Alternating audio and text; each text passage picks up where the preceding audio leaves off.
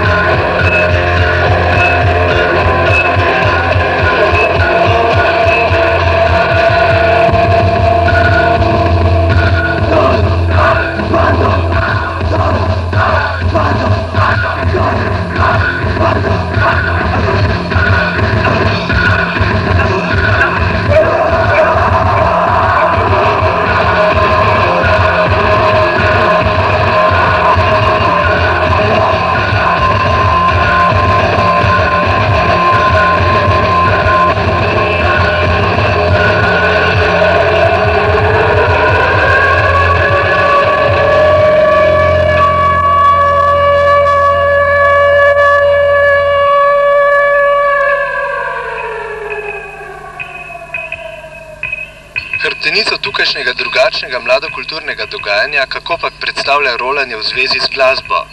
Skupine Masakr, Center za dehumanizacijo, Božjast, Anakromix, Minimalist Marijo Marzidovšek in drugi predstavljajo ne le kreacijska, temveč tudi socialna vozlišča te scene.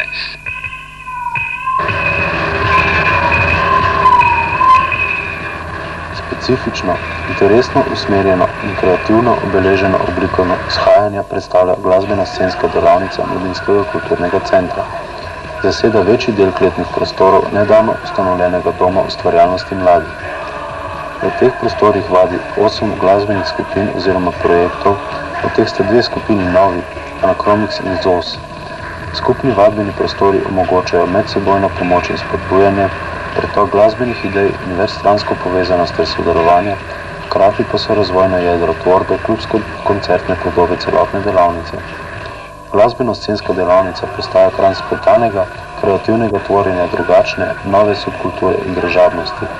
Je redno koncertno prizorišče v centru mesta.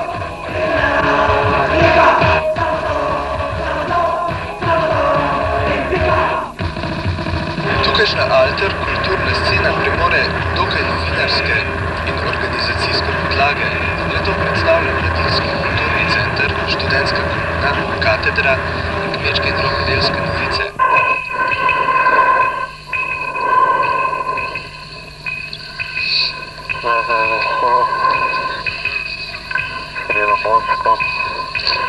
Mladinski radio Maribor se rojeva že dobra 3 leta, pa je še zmeraj v predembrionalnem stanju. Mnogo je že bilo rečenega od njegovi programski zasnovi in obliki povezave z Radiom Študent.